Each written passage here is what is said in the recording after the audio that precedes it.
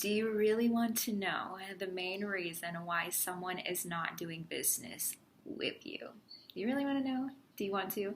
Because I promise you, once you actually address this, the game will change for you. So, the main reason people believe others will not do business with them is the main objections, right? We get them all the time. I don't have money. It's not the right time, or I don't have enough time. I need to ask my business partner or my significant other. But there's actually one important piece that a lot of people are skipping when it actually comes to closing these type of clients that we're working with. You have people come all the time, either miss your calls that you actually set up with them, they ghost you, they get on the call, they're like, okay, send me over some information, I'll get back to you. Then like you never hear from them like years later. Yeah, that's what I'm talking about. All right, do you want to know what it is? You don't have trust with your audience. They don't trust you. They don't know why they should be doing business with you. You know, even if you put up like one post a week, you're sometimes on social media, you know, comment and engage on other people's stuff, they don't know why they should actually hand you over $1,000 to hopefully get the result that they want when they work with you. I see this happen all the time. So many people are caught up in selling their product that they don't even take a step back and realize like, oh my gosh, you know, I'm actually asking this cold individual that I've never met before online to give me thousands of dollars.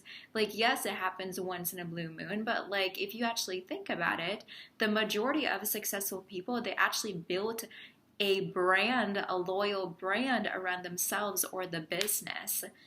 Like, if you think about the last time you actually bought something from somebody else online or either offline as well in like a brick and mortar store, the reason why you did that was because of the feeling that you got when you actually bought into that product. And when people buy into you, they're not buying the product or the service.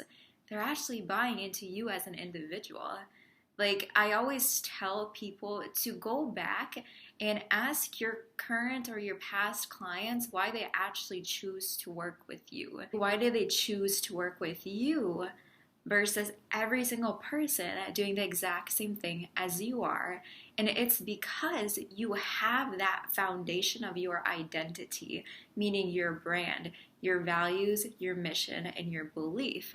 Right? Because if that's super aligned with your product and your service, it's going to amplify in the actual marketing and the copy and the advertising that you do, and even in the conversations that you have. I want you to actually think about this for a sec.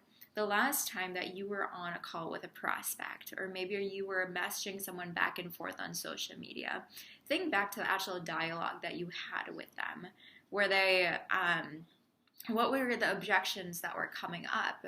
Maybe they were actually really ideal, but there wasn't a real objection that they had, right? Maybe they're like, okay, you know, it's good. It's still kind of maybe too expensive, not the right time.